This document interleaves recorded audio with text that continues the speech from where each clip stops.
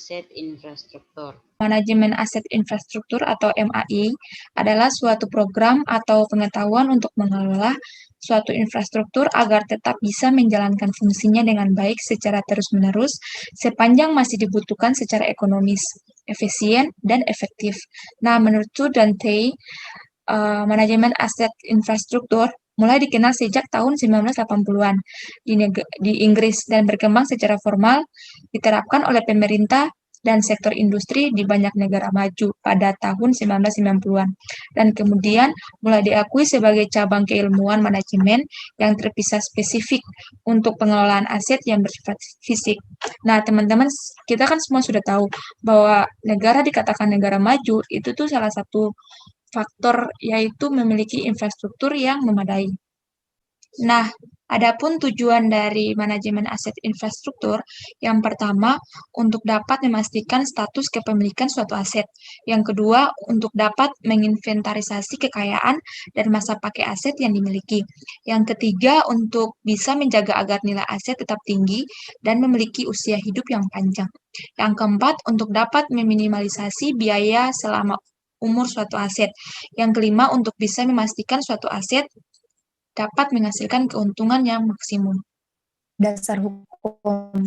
Nah, untuk dasar hukum ini, dari kelompok kami mengangkat 5, yaitu yang pertama dari Peraturan Pemerintah Nomor 27 Tahun 2014, yang kedua Peraturan Pemerintah Nomor 32 Tahun 2020, yang ketiga Permendagri Nomor 17 Tahun 2007, yang keempat RPJMN tahun 2015 sampai 2019, dan yang kelima RPJPN 2005 sampai 2025, dan diatur dalam Undang-Undang Nomor 7.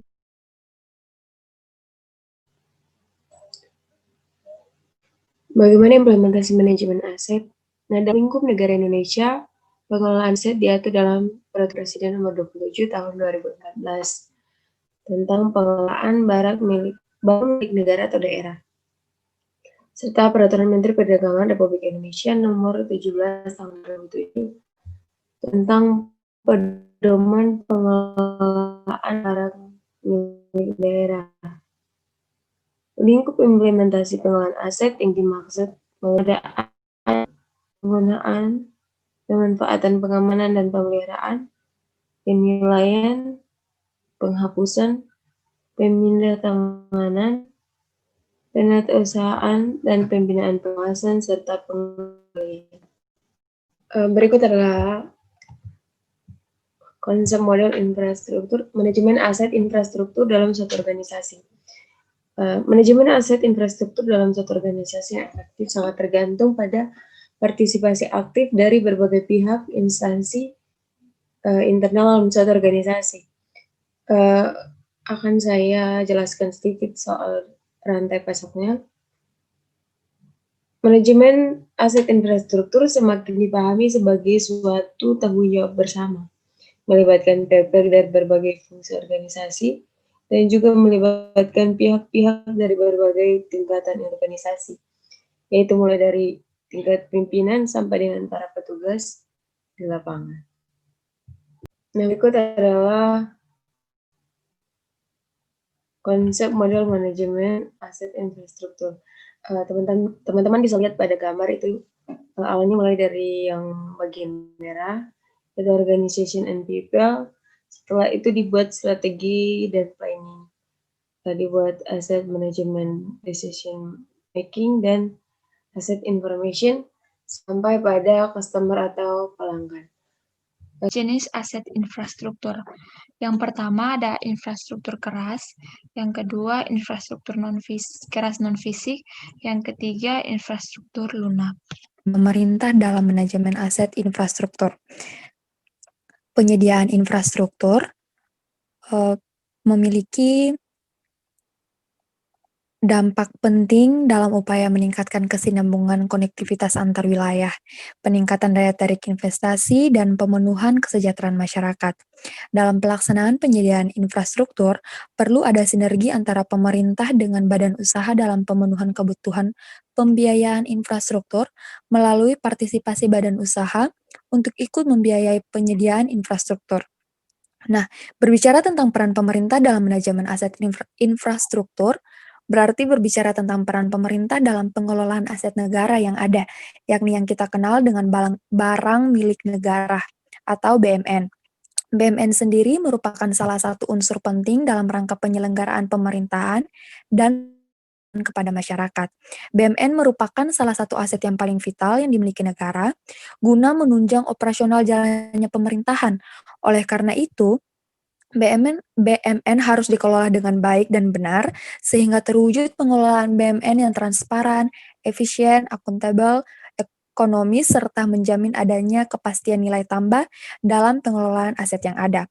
Nah, untuk lingkup pengelolaan aset negara sendiri mencangkup perencanaan kebutuhan dan penganggaran, pengadaan, penggunaan, pemanfaatan, pengamanan dan pemeliharaan, serta pengawasan dan pengendalian. Nah, yang berikut yaitu perkembangan manajemen aset infrastruktur. Nah, perkembangan manajemen aset infrastruktur itu perlu ditindaklanjuti atau perlu dikembangkan. Pembangunan infrastruktur sendiri merupakan salah aspek penting dalam proses percepatan pembangunan nasional.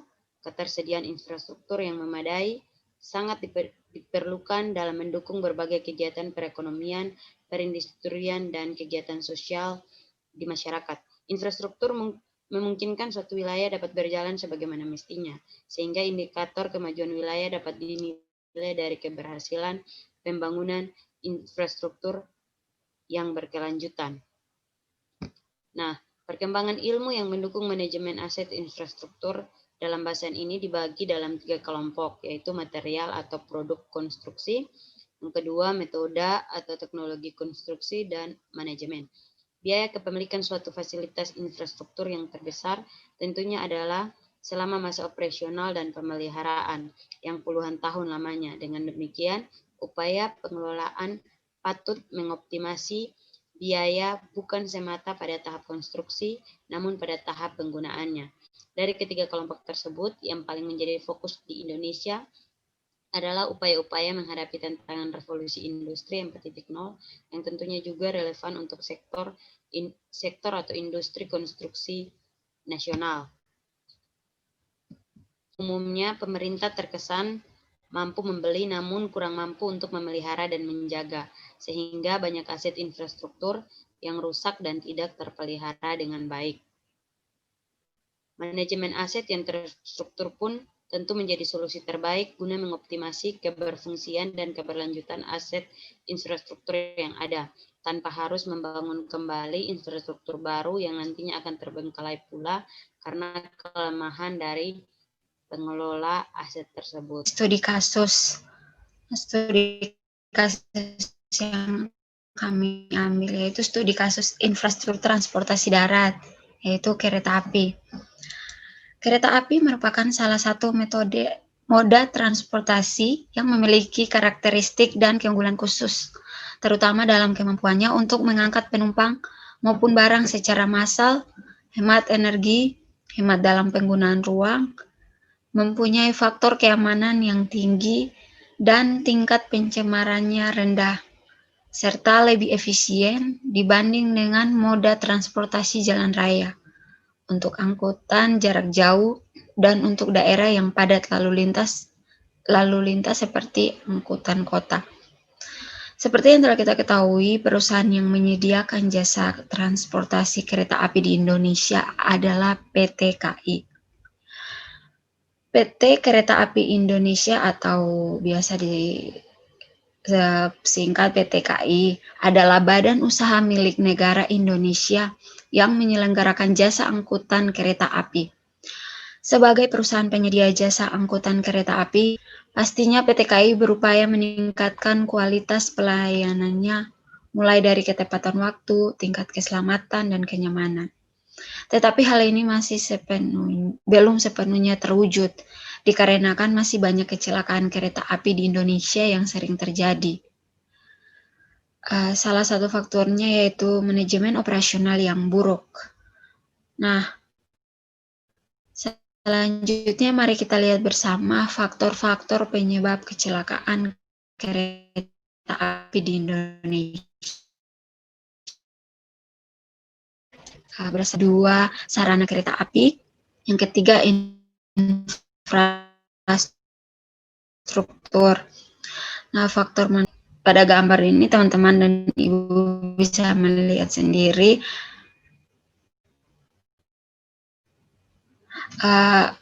kasus kecelakaan di perlintasan sebidang. Faktor tersebut, maka saran yang kami berikan untuk PT KAI yaitu yang pertama untuk human error. KAI bersama pemerintah terus bersinergi untuk meningkatkan keselamatan di perlintasan sebidang melalui berbagai upaya. Misalnya perlintasan sebidang dapat dibuat tidak sebidang atau ditutup ataupun ditingkatkan keselamatannya. Misalnya perlintasan sebidang dapat dibuat tidak sebidang artinya bahwa pembangunan kereta api bisa digunakan dengan tanpa rel. Seperti seperti pembangunan kereta api di Cina yang tidak menggunakan rel. Terus menghimbau kepada masyarakat untuk mematuhi seluruh rambu-rambu lalu lintas yang ada. Kemudian untuk sarana dan prasarana di PT KAI sendiri yaitu harus melakukan pengecekan dan pemeliharaan secara berkala terhadap fasilitas kereta api maupun fasilitas penunjang lainnya. Sedangkan untuk infrastrukturnya, saran kami yaitu pemeliharaan infrastruktur kereta api pada sistem rute jalur yang digunakan menjadi faktor penting dalam perbaikan. Dengan keadaan rel yang masih kokoh dan berumur panjang akan mengurangi ancaman kecelakaan. Baik, selanjutnya. Apa dampak yang ditimbulkan jika pengelolaan aset infrastruktur atau BUMN tidak dilakukan dengan baik dan benar?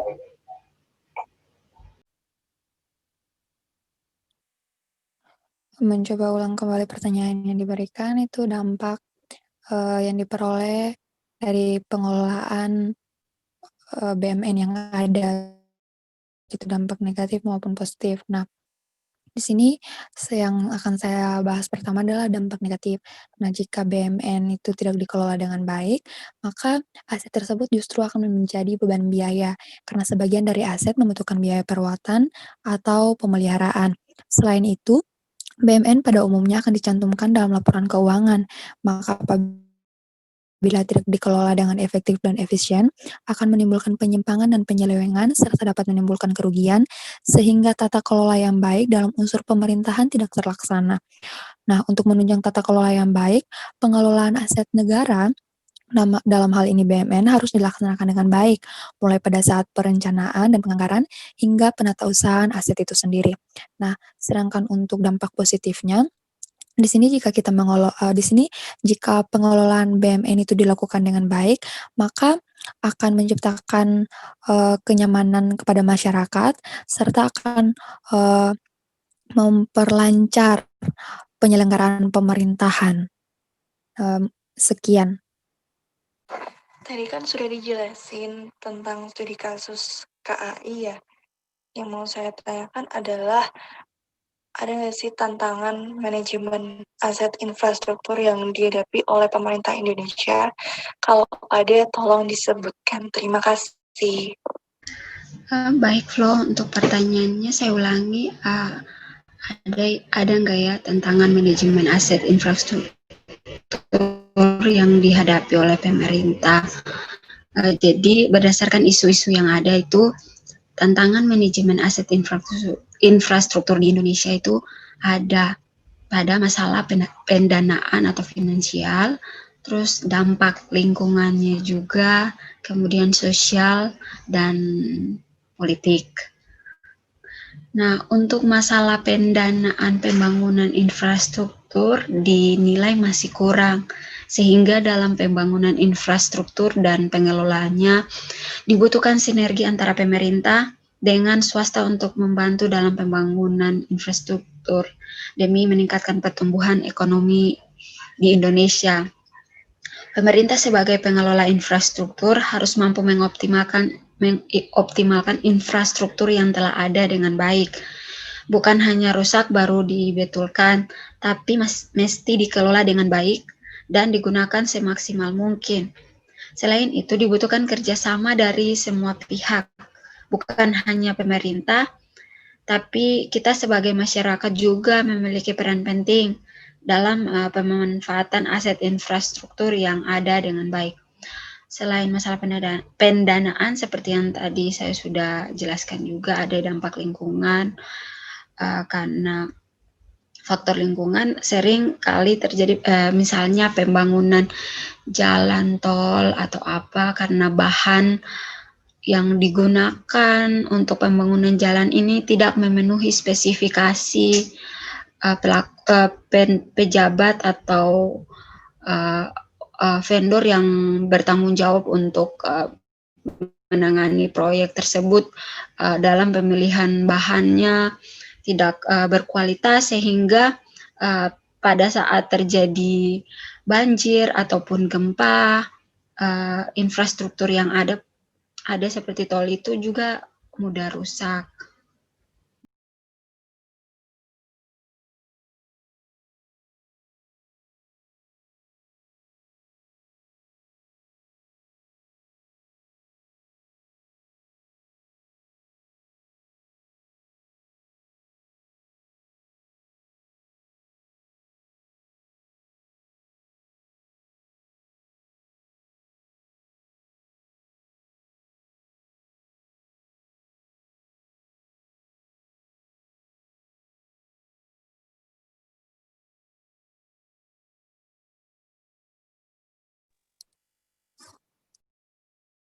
Jika tidak ada pertanyaan lagi, maka kami akan berpindah ke kesimpulan. Kami akan menarik kesimpulan dari presentasi kami hari ini. Itu kepada teman yang menyampaikan kesimpulan.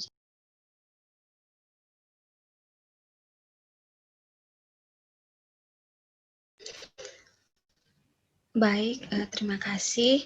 Dari hasil presentasi kami di siang hari ini terkait dengan manajemen aset infrastruktur, dapat disimpulkan bahwa manajemen aset infrastruktur atau MAI adalah suatu program atau pengetahuan untuk mengelola suatu infrastruktur agar tetap bisa menjalankan fungsinya dengan baik secara terus-menerus sepanjang masih dibutuhkan secara ekonomis, efisien, dan efektif, dengan tujuan untuk dapat memastikan status kepemilikan suatu aset, untuk bisa memastikan suatu aset menghasilkan keuntungan. Oleh sebab itu, dibutuhkan peran pemerintah dan swasta yang bekerja sama dalam pengelolaan aset infrastruktur yang tersedia, mengingat dampak penting dari infrastruktur dapat meningkatkan pertumbuhan ekonomi suatu daerah, kesinambungan aktivitas antar wilayah, serta pemenuhan kesejahteraan masyarakat. Demikian kesimpulan dari kami. Demikianlah presentasi dari kelompok 4. Mohon maaf jika ada kata yang salah, dan kami akan memperbaiki kesalahannya jika ada yang kurang. Terima kasih bagi yang sudah menambahkan, dan sekian presentasi dari kelompok kami. Assalamualaikum warahmatullahi wabarakatuh. Selamat siang dan terima kasih.